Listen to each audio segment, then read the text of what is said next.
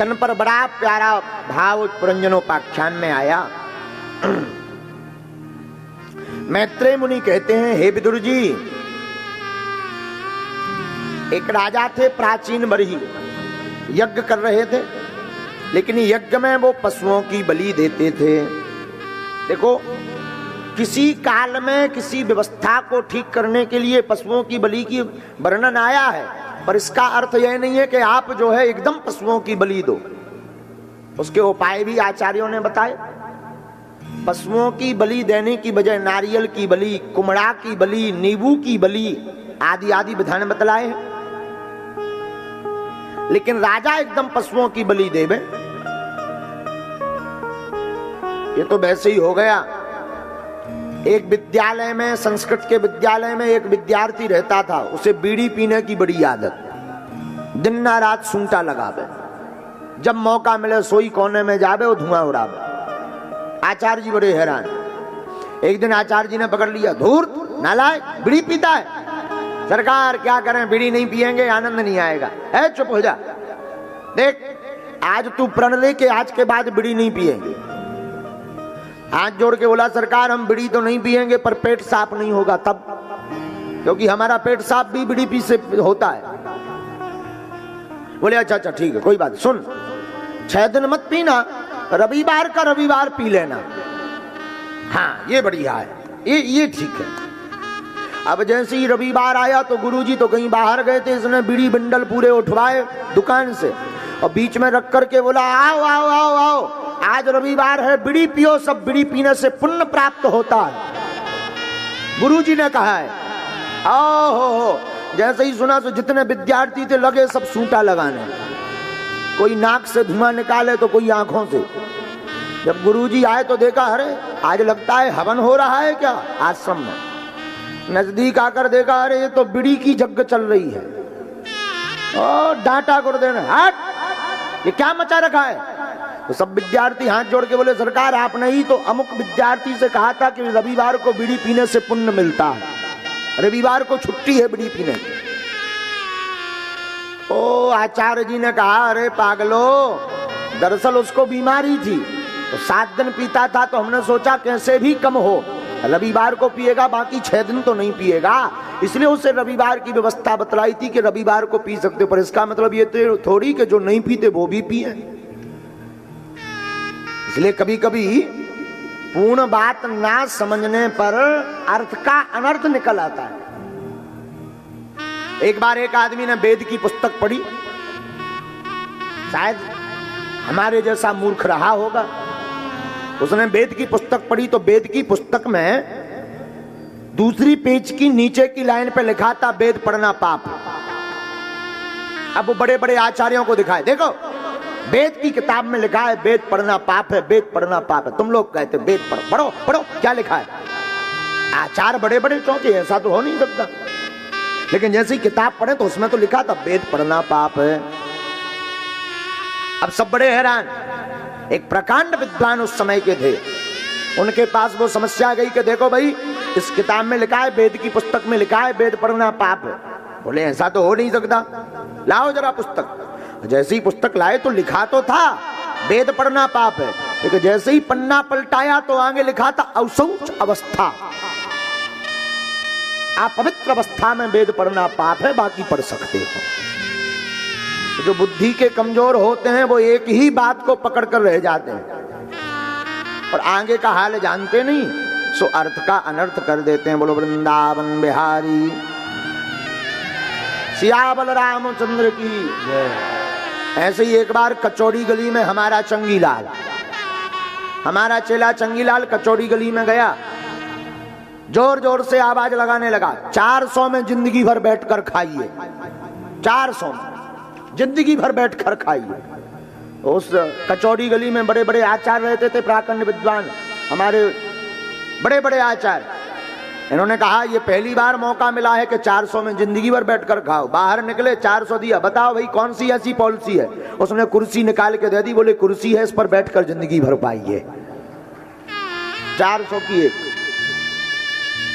भाई बोला भी उसने गलत नहीं, उसने बोला भी एकदम तर्क संगत बात। 400 में जिंदगी भर बैठकर खाइए। और कुर्सी बेच दी 400 रुपया की, 250 की कुर्सी 400 में बेच दी। बोले इस पर बैठो खाओ, भोजन तुम्हारा, कुर्सी हमारी, बैठने की व्यवस्था है। पूर्ण बात ना समझने का।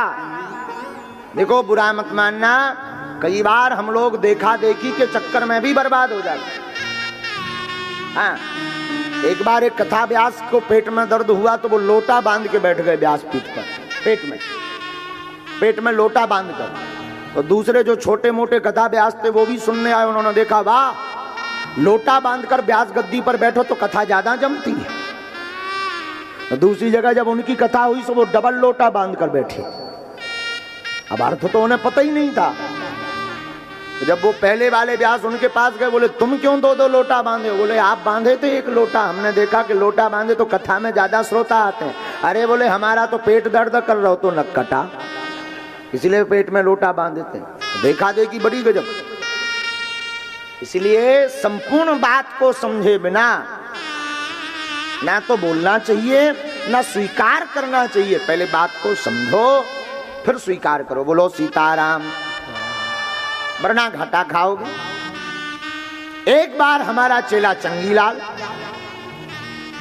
देखो भागवत है ही है, दृष्टांत कुशलो धीरहा वक्ता कार्योदि। हाँ, तो समझ में आना चाहिए आपको। एक बार हमारा चेला चंगीलाल अपने राजा के साथ राजा की ससुराल गया। तो राजाओं के स्वागत तो बड़े भव्य होते हैं, बड़ा दिव्य स्वागत हुआ। फूल माला आरती हुई, कुंवर साहब आए, कुंवर साहब आए, कुंवर साहब आए। गर्मियों के दिन, जून का महीना, रात को बयारी भई, भोजन भय 56 भोग। राजा से पूछा कुंवर साहब आप कहां विश्राम करोगे? तो राजा ने कहा कि हम छत पर विश्राम करेंगे। चंगीलाल गौर से देख रहा था कि ससुराल में क्या क्या करना होता है, जरा हम भी सीखें। हाँ, तो छत पर बिस्तर लगाए गए। बोले अब पंखा लगाओ, राजा ने कहा। तो ससुराल वालों ने गर्मियों के दिन पंखा लगाया, मटके में ठंडा पानी रखा, एक भी चादरा नहीं, और बड़े आराम से सोया। चंगीलाल ने एक एक बात नोट कर ली कि ससुराल में ऐसे सुविधा ली जाती है। तो चंगीलाल भी अपनी ससुराल गया, पर मौसम बदल गया। राजा गए थे जून के महीने में, ये गया जनवरी में। हाँ, लेकिन बात तो वही इसके दिमाग में फिट थी। तो जब ससुराल वालों ने भोजन वोजन करवा दिया तो बोले लालाजू हुक्म करो, आप कहाँ सोओगे?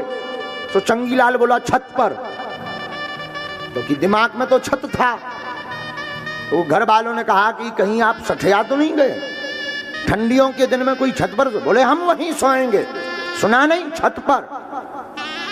अब रिश्तेदार हैं, लालाजू हैं, कौन बोले? सो छत पर पलंग बिछाया। बोले अब पंखा लगाओ।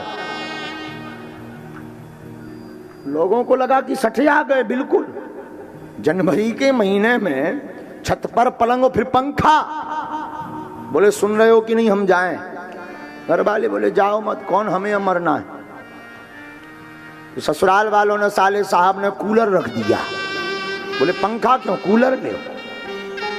दूसरा साला तो और बड़ा गजब का रहा होगा, काशी का आदमी। दूसरा बोला एसी लगाएं। बोले नहीं चलेगा, कूलर लग गया। अब देखना, हाँ भाई मटके में पानी लाओ ठंडा। घर वाले बोले बड़े विचित्र आदमी, ठंडियों में वो भी कोई ठंडा पानी पीता है? इंसान तक तो ठंडा हो जाता है। इसने तो हद कर दी। बोले अगर बर्फ हो तो वो और ज्यादा अच्छा है। घर वालों ने मटके में पानी रखा। घर वाले समझ गए कि अब इन्हें बचना। अच्छा, घर वाले बोले चलो छत पर लेटे, कूलर लगाए, कम से कम रजाई तो मोटी। बोले बिल्कुल नहीं, चादरा भी ले जाओ, क्योंकि उन्होंने देखा था कि राजा ने चादरा भी हटा दिया था। बोले ये भी ले जाओ। घर वाले बोले अब तो रात निकाल दें, राम ही है भगवान से। तो जैसे ही चंगीलाल मारे ताव के लेट तो गया, अब कुछ कह तो सकता नहीं। 1-1.5 घंटे बाद इनके ताजिया ठंडे हो गए। हाँ, भीतर से एकदम शरीर ने काम करना बंद कर दिया। जब सुबह हुई, अब मारे ताव के लेट गए, कह सकते नहीं, भाग सकते नहीं, करें क्या? जैसे तैसे रात निकाली, सुबह तक हाथ पांव इनके लकवा जैसे हो गए, जैसे पैरालाइसिस लग गया हो। जब घर वाले आए कि जिंदा हैं कि नहीं, तब देखा तो ये बिच्छू बने रहा है ऐसे। तो कहा कि अब और कुछ तो नहीं चाहिए, अब इनके मुंह से जवाब ही ना निकले। तो ऐसे व्यक्ति ऐसा घाटा खाते हैं जो बात को समझते नहीं हैं, वो अर्थ का अनर्थ कर देते। बोलो वृंदावन बिहारी